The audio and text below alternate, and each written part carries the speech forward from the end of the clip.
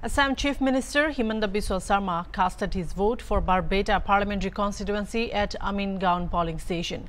This time, NDA has fielded BJP ally Assam Gana Parishad candidate Pani Bhushan Chaudhary against Congress Deep Bayan.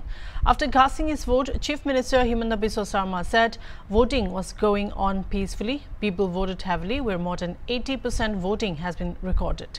He said he was confident that even today the voter turnout will reach a record of 80%. The CM also thanked the people of Assam for peaceful voting.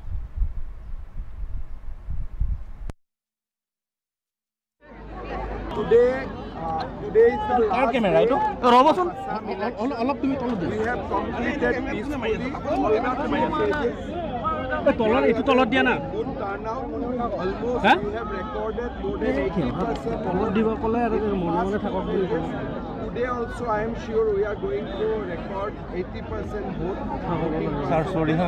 I'd like to thank Assam for peaceful voting, for a very good turnout, and I am sure that people of Assam will support Ek Bharat, which will become Vishwaguru, which will achieve its goal in Amrita. This was our allegation from very beginning that Congress and India Alliance wants to distort reservation in order to facilitate backdoor entry for Muslims. Today, Lalu Yadav's statement has vindicated our apprehension.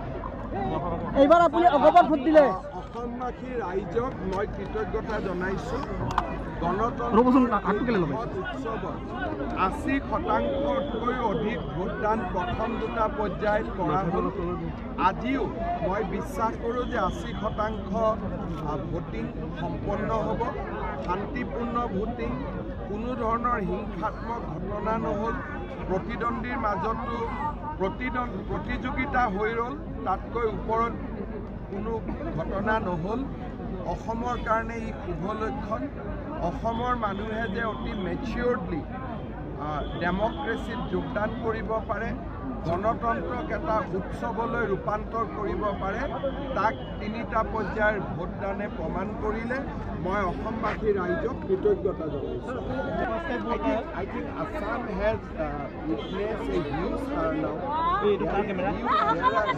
Among the first-time voters, as well as the elder citizens, the euphoria is around the development.